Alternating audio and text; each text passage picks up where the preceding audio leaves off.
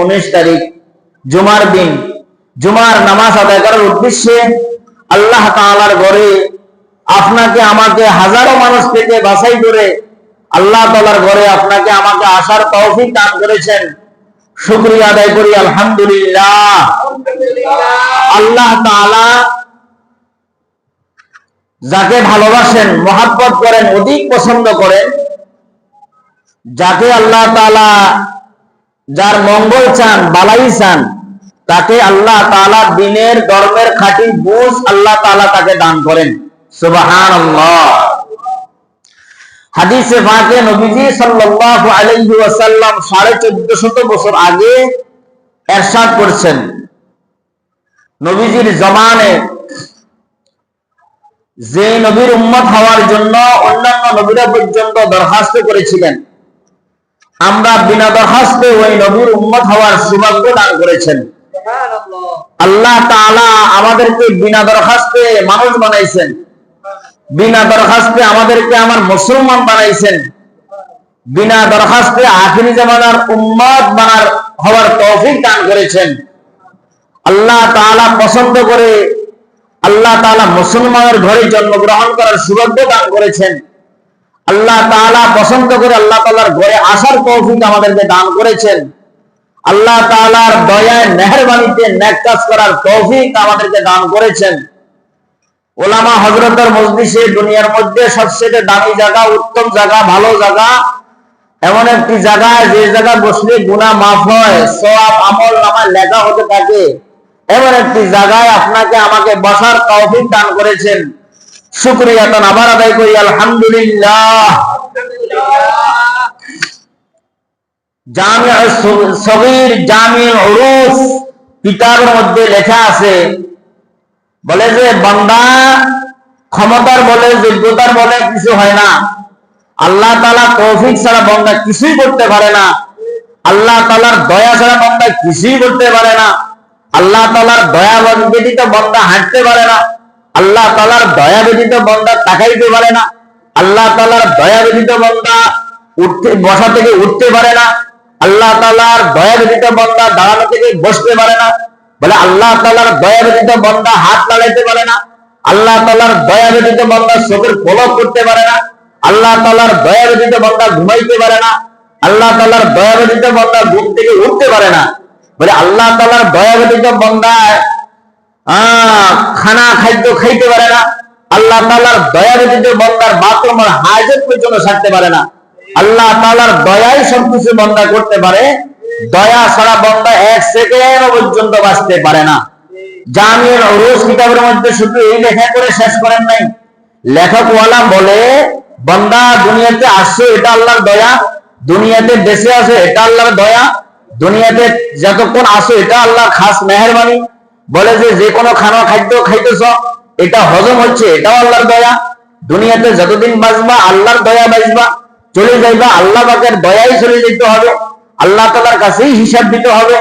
আমরা দুনিয়াতে ছিলাম না, আসি, আবার থাকবো না, এটাও আল্লাহ তাআলার হুকুমেই নিয়ন্ত্রিত। বলে যে আল্লাহ তাআলার হুকুম যে মানে, যে হুকুম মতে চলে, নবীর তরিকায় চলে, দুনিয়াতে শান্তি, আখিরাতে মুক্তি পেয়ে আল্লাহ তাআলার জান্নাতে প্রবেশ করবে। সুবহানাল্লাহ।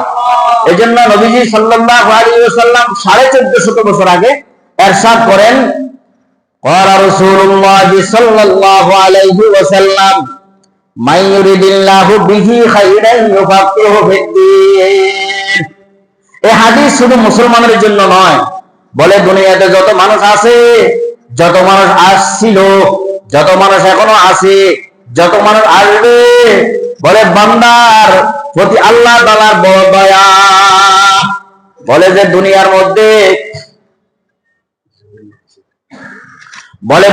মধ্যে যদি দুনিয়ার মূল্য, এই দুনিয়ার মূল্য, দুনিয়ার সম্পদের মূল্য, দুনিয়ার পৃথিবীর মূল্য, আমেরিকার মূল্য, রাশিয়ার মূল্য, ক্যালিফোর্নিয়ার মূল্য, পৃথিবীর মূল্য যদি একটা মাসির দানা পরিমাণও মূল্য আল্লাহ তাআলার কাছে যদি হইতো, তাহলে আল্লাহ তাআলা বলে বান্দারে আমি একটা কাফের মুশরিকের এক ঢোক পানিও পান করাইতাম না।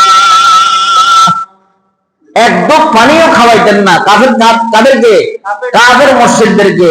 বলে দুনিয়ার মূল্য আমার কাছে নাই, বলে ওই ব্যক্তির মূল্য আছে যার মূল্য হলো আমার মাওলা, আমি মাওলার কাছে।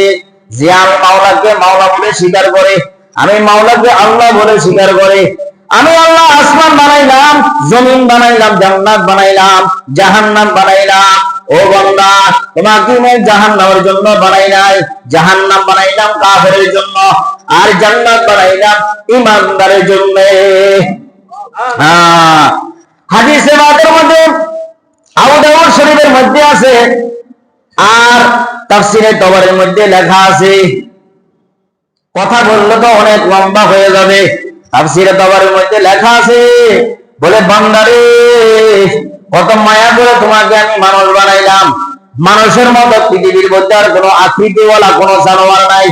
গরুকে কোনো মানুষের সাথে মিলাই নাই, ছাগলকে মানুষের সাথে মিলাই নাই, বাঘ ভাল্লুককে মানুষের সাথে আমি মিলাই নাই।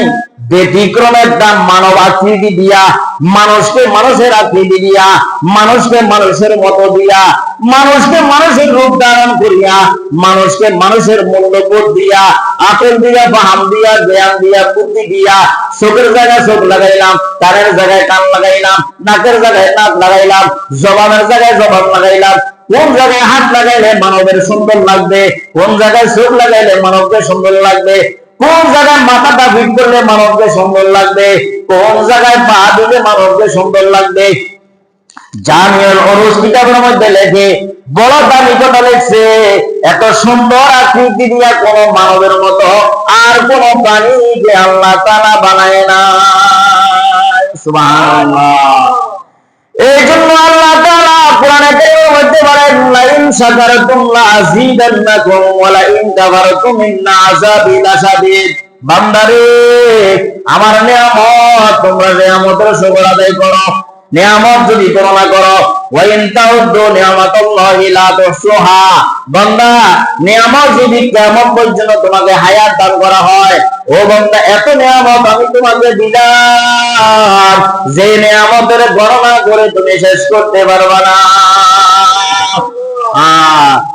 তাফসীরে রুহুল মানির মধ্যে লেখেন, আল বিদায়া ওয়ান নিহায়া কিতাবের মধ্যে লেখেন, বান্দারে, চোখের সাথে 3.5 হাত যে বডি আছে, বডির মধ্যে যত রগ আছে, চোখের রগের সাথে চোখের যত শরীরের মধ্যে রগ আছে, প্রত্যেকটা রগের সাথে সম্পর্ক।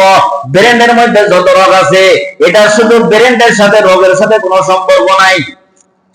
পায়ের তালু থেকে মাথার তালু পর্যন্ত যত রগ আছে, প্রত্যেকটা রগ একটা আরেকটার সাথে সম্পর্ক।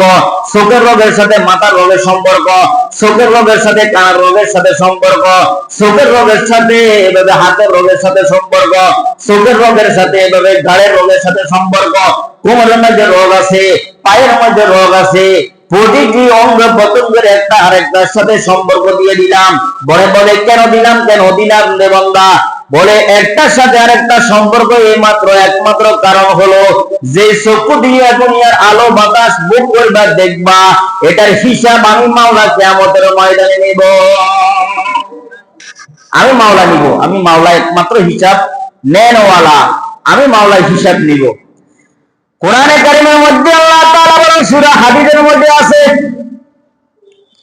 কিয়ামতের ময়দানে আল্লাহ তাআলা বান্দাদেরকে ডাকবে, বান্দা আইনা উলিল আলবাব, ও বান্দারা আসো। দুনিয়ার মধ্যে যারা